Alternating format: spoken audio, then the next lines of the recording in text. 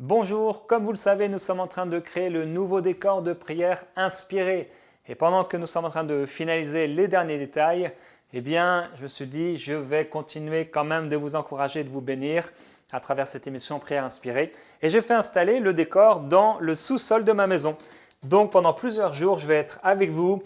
On va prier ensemble, je vais continuer de partager la parole à travers, depuis ma maison et depuis le sous-sol de ma maison. Et voilà, donc ensemble, on va se retrouver dans Prière inspirée tous les jours et pendant plusieurs jours, depuis le sous-sol de ma maison, on continue de prier et d'être encouragé par la parole de Dieu. On se retrouve donc dans Prière inspirée.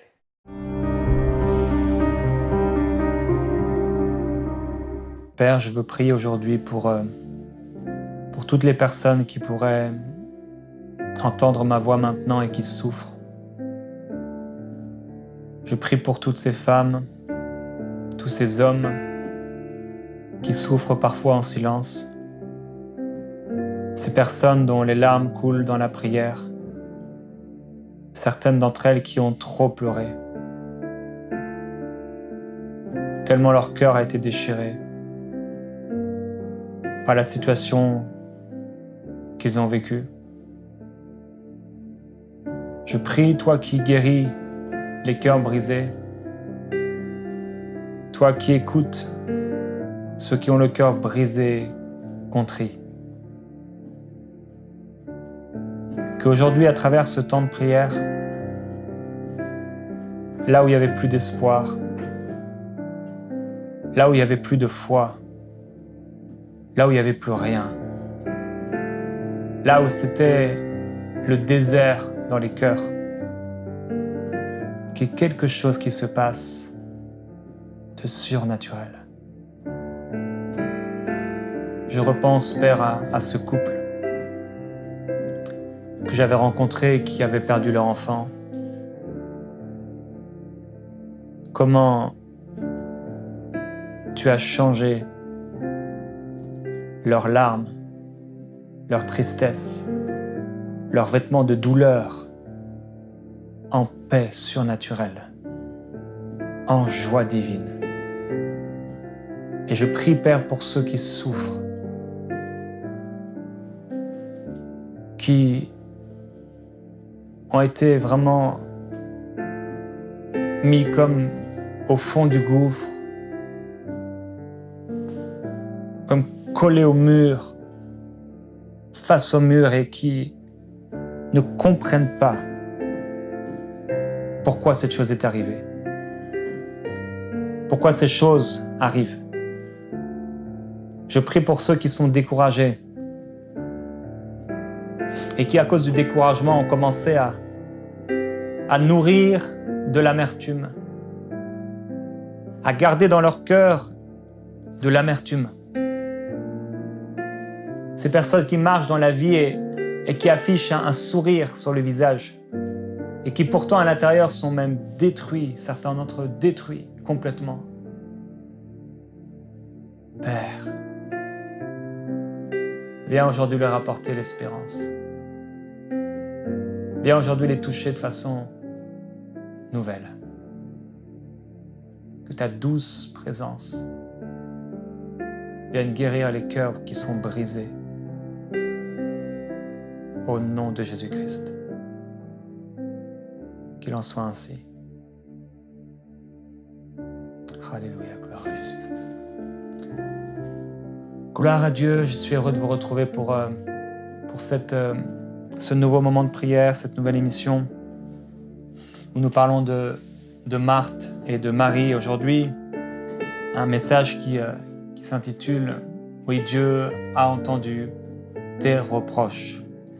Je vais partager avec vous 3 réponses divines que Dieu donne face aux reproches. Toujours dans le livre de Luc, il est écrit, alors que Jésus est entré dans la maison de Marthe, elle avait une sœur appelée Marie qui s'assit au pied du Seigneur et qui écoutait sa parole. Marthe était absorbée par les nombreux soucis du service et elle survint et dit « Mais Seigneur, tu ne te mets pas en peine que ma sœur me laisse seule pour servir? Dis-lui donc de m'aider. » Le Seigneur lui répondit, « Marthe, Marthe, tu t'inquiètes et tu t'agites pour beaucoup de choses. Or, une seule chose est nécessaire. Marie a choisi la bonne part et elle ne lui sera pas ôtée. » Alors, c'est un moment particulier où Marthe, très clairement, accuse le Seigneur.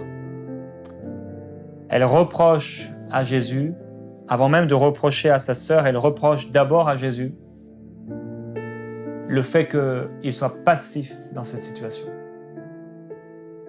Ça nous rappelle les disciples dans la barque, alors que les vagues, les flots de la mer commencent à entrer dans la barque dont certains d'entre eux étaient pêcheurs. Les disciples, paniqués, disent « Mais Seigneur, tu ne t'inquiètes pas de ce que nous périssons ?» Et Jésus se levait tranquillement alors qu'il était en train de dormir. On ne sait pas comment il a fait pour dormir alors que les vagues entraient dans le bateau et que les disciples commençaient à être agités. Peut-être certains ont crié. Le bruit du tonnerre, la tempête, le vent qui soufflait. Et pourtant, au moment où c'est vraiment le pire des moments pour dormir, Jésus dort. Et il se lève dans cette tempête, dans cette barque, et il regarde les disciples. Peut-être qu'il se met sur le devant du bateau. Il parle à la tempête et au vent, à la mer, qui deviennent calmes. Et il corrige les disciples en leur disant « Mais pourquoi avez-vous eu peur, gens de peu de foi ?» Et frères et sœurs, dans les reproches qu'on peut faire à Dieu, parce que parfois on fait des reproches à Dieu et parfois on vit des situations qui sont trop dures ou qui sont très dures, qui sont difficiles, d'incompréhension, de confusion. Certains nourrissent de l'amertume dans leur cœur et ça se transforme en reproche à Dieu. Certains ne vont pas jusqu'à l'exprimer, d'autres le font. Certains n'osent pas en parler à Dieu. Mais il y a quand même de l'amertume vis-à-vis du Seigneur. Et Dieu, le Seigneur, a trois façons, en tout cas je vais en parler de trois façons de répondre aux reproches qu'on lui fait. Parce que les hommes ont toujours reproché à Dieu des choses, bien qu'il les ait aimés. Le premier homme qui a péché a trouvé comme première excuse de son péché de faire de Dieu le coupable. Adam qui a dit « Mais c'est la femme que tu as mis auprès de moi. » En fait, nous les hommes, on est forts pour reprocher à Dieu des choses dont il n'est absolument pas responsable. Alors la première réponse que Dieu donne, elles ne sont pas dans l'ordre, mais la première réponse, on va relire ce verset. Marthe dit « Seigneur, cela ne te fait-il rien que ma sœur me laisse seule pour servir? Dis-lui donc de m'aider. » Et le Seigneur répond à Marthe une réponse à laquelle elle ne s'attendait, mais certainement pas. « Marthe, Marthe, tu t'inquiètes et tu t'agites pour beaucoup de choses, or une seule chose est nécessaire. Marie a choisi la bonne part, en plus il justifie Marie. Elle ne le sera pas ôtée. » Il plaide même pour Marie. Et parfois on se trompe complètement dans notre jugement. Notre jugement n'est pas bon, on n'a pas une vue globale des choses et Dieu est obligé de nous corriger. Et Dieu qui voit tellement plus clairement que nous les choses, il doit nous corriger, il doit nous instruire. Et quand, au lieu de reprocher à Dieu des choses, il faut parfois plutôt, au lieu de dire « Seigneur, pourquoi ?» Souvent on n'a pas la bonne question, on devrait plutôt poser au Seigneur la question « Seigneur, comment ?» Et Marthe aurait dû s'approcher de Jésus, et c'est facile bien sûr de parler de la situation, on n'était pas dedans et on ne l'a pas vécu, mais quand même, elle aurait dû s'approcher du Seigneur et dire « Mais Seigneur, j'ai un sentiment d'injustice. Je ne trouve pas ça normal que ma sœur ne m'aide pas, mais je veux avoir la bonne attitude. S'il te plaît, comment je peux répondre à cette situation? Comment je devrais agir dans cette situation? Qu'est-ce que je ne comprends pas? » Et c'est difficile d'avoir un bon jugement lorsqu'on est préoccupé et agité comme Marthe. Et vous savez, quand il y a des situations qui se passent dans votre vie et certains, vous êtes au cœur de cette situation difficile. Et quand on est au cœur de la tempête, c'est difficile d'avoir un bon jugement.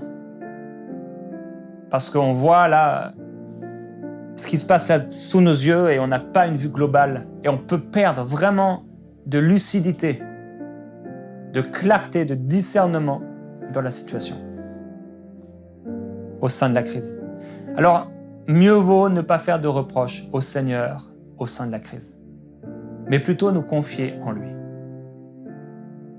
Il est écrit « Reconnais-le dans toutes tes voies, et c'est lui qui aplanira tes sentiers. » Quand Job était vraiment au sein de la confusion et dans sa douleur, il a posé toutes sortes de questions au Seigneur. « Seigneur, pourquoi ? Seigneur, Seigneur, Seigneur ?»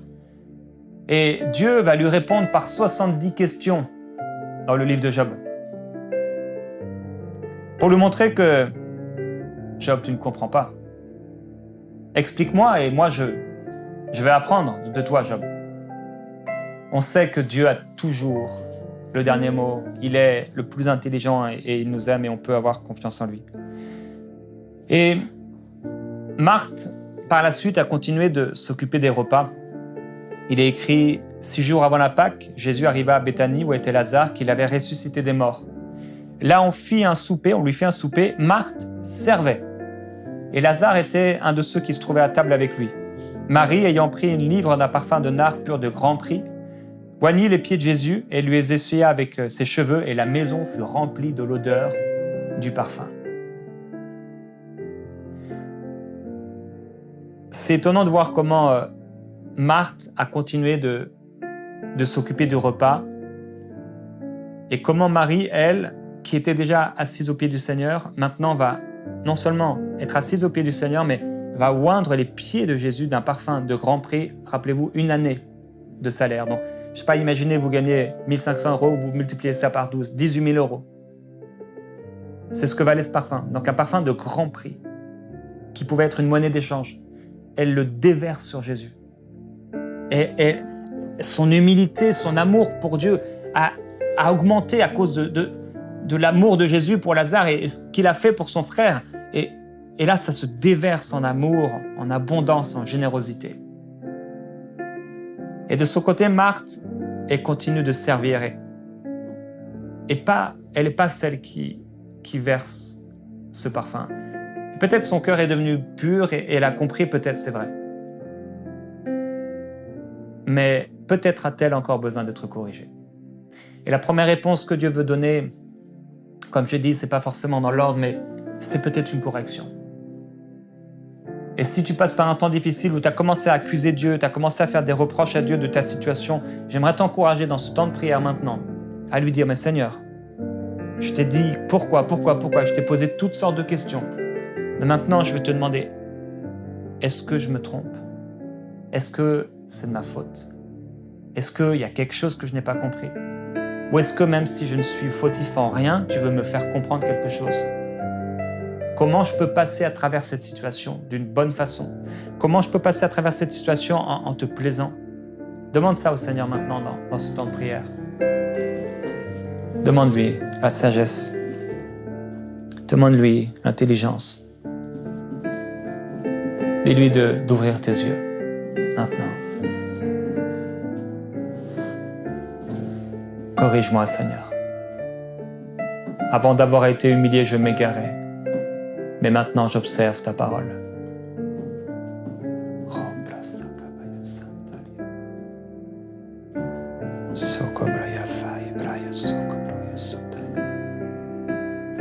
Si j'ai besoin d'être corrigé, si ce qui m'arrive même est une correction, je veux comprendre la leçon du désert. Je veux comprendre la leçon de la correction. Merci Seigneur. Je prie Père pour le discernement. Je prie que tu ouvres les yeux des cœurs, de l'intelligence spirituelle de cette personne. Parfois il y a des choses qui arrivent Et on est l'auteur de ces choses. Et après, on ose se plaindre auprès de toi et même te porter comme responsable. Saint-Esprit, Esprit de révélation, viens aider quelqu'un qui a besoin d'être corrigé et qui ne comprend rien jusqu'ici. Viens aider quelqu'un qui n'a toujours pas compris la leçon du désert. Viens aider quelqu'un qui a peut-être levé le poing vers toi, vers le ciel, en accusation, en reproche.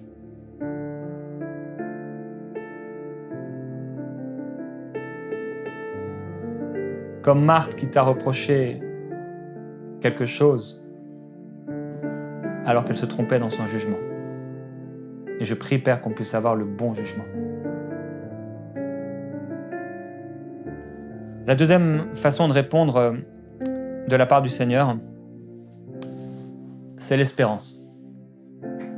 Dans Jean chapitre 11 au verset 21, Marthe dit à Jésus, « Seigneur, si tu avais été ici, mon frère ne serait pas mort. » Et c'est peut-être simplement une constatation, un constat, mais ça a aussi l'air d'un reproche. Et en tout cas, je vais le prendre comme ça, même si après elle dit « Cependant, même maintenant, je sais que tout ce que tu demanderas à Dieu, Dieu te l'accordera. » Et Jésus lui dit « Ton frère ressuscitera. » Je sais, lui répondit Marthe, qu'il ressuscitera à la résurrection, au dernier jour. Jésus lui dit « Je suis la résurrection et la vie. » C'est marrant. Marthe, en fait, elle parle de choses, elle s'approche de Jésus dans ce premier repas et reproche des choses à Jésus. Et en fait, on sent qu'elle ne réalise pas. Dans le premier repas, Jésus est là, comme on l'a dit, et elle avait quelque chose à vivre avec lui. Et là, elle est là, et même si ce n'est peut-être pas un reproche, mais je pense que ça l'est, quand Jésus lui dit « Ton frère ressuscitera », elle dit « Oui, je sais qu'il ressuscitera à la résurrection au dernier jour », mais Jésus dit « Mais c'est moi qui suis la résurrection. » En fait, Marthe, tu vois mal, mais je vais te donner de l'espérance. Et quand Dieu nous corrige, et c'est ça qui est glorieux, il nous corrige, mais il nous donne de l'espérance. Même à celui dont l'apôtre parle et qui pouvait être exclu de l'Église, qui pouvait être livré à Satan, c'était pour que son esprit soit sauvé au jour du Seigneur. Et il y a toujours de l'espérance en Dieu, parce que Dieu est un Dieu d'espérance. Jésus lui dit donc « Je suis la résurrection et la vie, celui qui croit en moi vivra quand même il serait mort, et quiconque vit et croit en moi ne mourra jamais. » Et Jésus pose une question. Oh, quelle question! Crois-tu cela? Et ça vient chercher la foi de Marthe. Marthe, est-ce que tu crois? Et il lui dit, oui Seigneur, je crois que tu es le Christ, le Fils de Dieu qui devait venir dans le monde. On a dû lui poser une question, Jésus a dû lui poser une question pour que la foi jaillisse de son cœur. Et c'est quand on se pose les bonnes questions parfois qu'on peut avoir la bonne réponse. Et j'aimerais te poser une question face à ton problème et ta difficulté. Est-ce que tu crois? Crois-tu que Jésus est la résurrection et la vie? Crois-tu que Jésus peut tout et qu'il peut te faire sortir de là? Crois-tu que même s'il y a des choses qui sont mortes et qui sont terminées, crois-tu que de ces cendres, Dieu peut faire naître quelque chose de nouveau pour toi? Dieu est le Dieu de vie et des morts, il amène la vie. D'un tas d'ossements desséchés, il en fait un peuple de guerriers. Dieu peut faire renaître des cendres et déclare avec moi, oui, je crois. Au lieu de tes reproches, Dieu veut t'encourager aujourd'hui en te disant, il y a de l'espérance, crois en moi. Crois-tu cela? Crois-tu que je suis un Dieu d'espérance? Crois-tu que je suis capable de changer cette situation? Crois-tu que je suis capable d'amener de l'eau là où il n'y avait rien? Et je veux poser ma main sur cette situation au nom de Jésus-Christ. Et là où c'était sec, là où il y avait de la terre, je veux maintenant déclarer des sources d'eau vive pour toi, au nom de Jésus-Christ. La Bible dit que Anne se leva au temps de Samuel et le sacrificateur Élie était assis à son siège. Et elle était là, l'amertume dans l'âme, et il pria l'Éternel et elle a versé des pleurs abondants. Elle a dit, Seigneur, est-ce que tu pourrais daigner regarder l'affliction que je vis, l'affliction de ta servante? Elle dit, si tu me donnes un fils, je te l'offrirai. Et Élie, le serviteur de Dieu qui était censé avoir du discernement, elle est en train de l'accuser. Elle est déjà mal à l'intérieur. Elle se sent déjà tellement mal. Et l'homme de Dieu vient encore l'accuser. Combien de personnes ont été déçues de l'Église? Parce qu'au sein de l'Église, au lieu d'être encouragées, on les a au contraire fait tomber, écrasés et blessés. Mes frères et sœurs, c'est pas pour ça qu'il faut quitter l'Église. On ne peut quitter l'Église. Restez fidèles dans vos assemblées. Et Élie va l'accuser d'être ivre. Mais il va dire, non, mon Seigneur, je suis une femme qui souffre en son cœur. Elle reste avec du respect. Et je n'ai bu ni vin ni boisson enivrante, mais je répandais mon âme devant l'Éternel. Ne prends pas ta servante pour une femme pervertie, parce que c'est l'excès de ma douleur, c'est mon chagrin qui m'a fait parler jusqu'à présent. Et Élie va dire, va en paix, et que le Dieu d'Israël exauce la prière que tu lui as adressée. Et qu'est-ce que va faire cette femme? Elle dit que ta servante trouve grâce à tes yeux. Cette femme s'en alla, elle mangea, et son visage ne fut plus le même. Et au cours de l'année, elle devint enceinte. Cette espérance a fait naître en elle la foi. Il n'a même pas dit « Dieu va le faire », mais il a dit « que Dieu le fasse ». Mais ça a suffi. Une parole de la part du serviteur de Dieu et qui pourtant manquait de discernement. Mais ça a suffi. Elle a su aller au-delà. Elle a su passer à travers le manque de discernement du serviteur de Dieu. Elle a su passer à travers l'accusation du serviteur de Dieu pour aller chercher le petit quelque chose qui venait de la part de Dieu et s'appuyer sur cette petite lumière pour obtenir ce dont elle avait besoin, son miracle. Reçois aujourd'hui ton espérance, une espérance nouvelle. Aie foi. Là où tu pensais que c'était terminé, là où tu te dis, mais ça fait tellement d'années que je suis seul, que je suis seul, que je suis seul. Seigneur, Seigneur, pourquoi? Que le Seigneur t'exauce.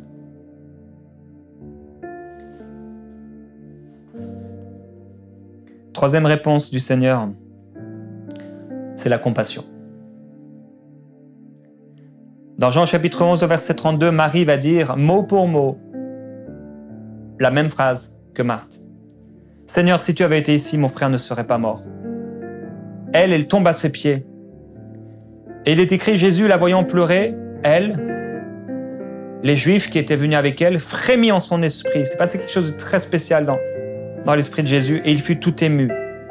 Et il dit, où l'avez-vous mis? Seigneur, viens et vois. Jésus pleura. Beaucoup de gens se sont posés de questions sur les pleurs de Jésus, parce que bien sûr, il savait qu'il pouvait ressusciter. Jésus pleure, et certainement il pleure à cause de la souffrance de l'homme, la souffrance de l'humanité. Jésus a pleuré pour ta souffrance. Et on ne peut pas accepter le fait que Jésus soit un être sans sentiment, que Dieu soit dénué de sentiments. Dieu peut pleurer. Et Dieu a de la compassion. C'est pourquoi il dit, j'ai vu la souffrance de mon peuple qui est en Égypte, et j'ai entendu les cris que lui font pousser ses oppresseurs, car je connais ses douleurs. Je suis descendu pour le délivrer de la main des Égyptiens et pour le faire monter de ce pays dans un bon et vaste pays, dans un pays où coule le lait et le miel. Oui, Dieu entend les cris de ceux qui pleurent. Il dit encore, dis à Ézéchias, ainsi parle l'Éternel. J'ai entendu ta prière, j'ai vu tes larmes, et j'ajoute 15 années à ta vie. Dieu entend. Il est celui qui entend. Il y a quelqu'un qui dit, mais moi, je suis comme Marthe. Je reconnais mes problèmes, mais Dieu m'en veut. Et Dieu a un problème avec moi. Et je crois que Dieu peut avoir de la compassion, mais pour moi, je n'y crois pas parce que Dieu a un problème. J'ai trop péché. Mais il y a un verset extraordinaire. Toujours dans ce chapitre de Jean 11, au verset 5. Or, Jésus aimait Marthe et sa sœur et Lazare. Et on aurait pu croire et se dire que La Bible elle est maître. Or, Jésus aimait Marie et Lazare et Marthe.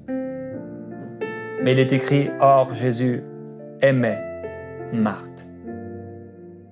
Et celle qu'on aurait pu accuser facilement, et celle qui n'a pas tout compris, et celle qui a mal agi, et celle qui a osé reprocher à Jésus quelque chose dont il n'était coupable de rien, et celle qui a eu un mauvais discernement et un mauvais jugement.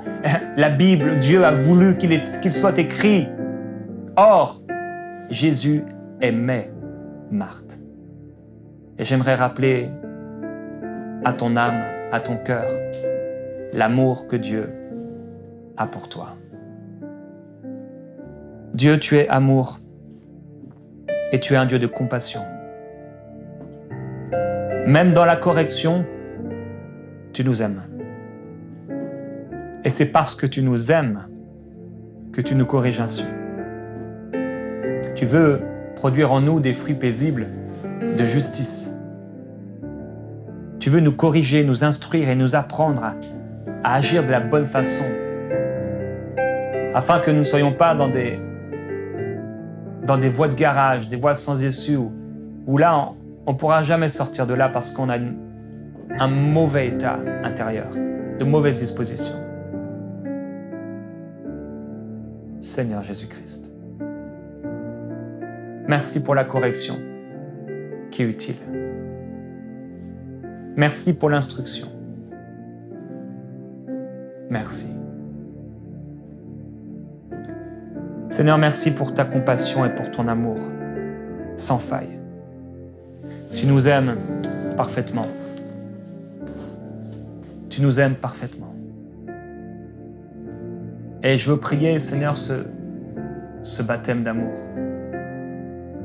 pour ceux qui écoutent ma voix maintenant. Je prie que peut-être il y a encore des larmes qui coulent, mais des larmes qui amènent la guérison du cœur. Je prie que cette personne qui m'écoute maintenant et qui a tout gardé à l'intérieur et qui s'est refusée de pleurer puisse pleurer maintenant dans ta présence et être libérée. Tu es le Dieu d'espérance. Et tu as dit, moi je connais les projets et les plans que j'ai formés pour vous donner un avenir rempli d'espérance. Oui, il y a encore un avenir pour Israël. Et là où beaucoup ont cru qu'il n'y avait plus d'espoir pour Israël, il y a encore un espoir. Il y a encore un espoir pour ton peuple. Il y a encore une espérance pour ceux qui souffrent. Heureux ceux qui souffrent, ceux qui pleurent, car ils verront Dieu. Père, je prie qu'il y ait une espérance nouvelle qui naisse dans le cœur de mon frère et de ma sœur. Il y a vraiment quelque chose qui se passe dans son cœur. Si elle a péché, s'il a fauté, s'il ne comprend pas, elle ne comprend pas, il y a un manque de discernement. Je te demande vraiment qu'elle puisse chercher ta volonté dans ta parole, qu'il puisse prendre le temps de méditer. On peut prendre tellement de temps à t'accuser, à reprocher des choses. Parfois, c'est bon de pouvoir dire ce qu'on a à dire devant toi, mais il faut aller puiser et chercher la vérité de ta parole. Et je prie que cette espérance, Seigneur, s'élève dans le cœur de tes enfants. Et cette foi jaillisse pour croire que même au sein de la tempête, et si tu as l'air de dormir, la tempête se calmera. Et tu nous as donné l'autorité de marcher sur les serpents, les scorpions et sur toute la puissance de l'ennemi, sans que rien ne puisse nous nuire. Il en est ainsi pour vous au nom de Jésus-Christ. Rien ne pourra vous nuire. Ils te combattront, mais ils ne te vaincront pas, car je suis avec toi pour te délivrer, dit l'Éternel.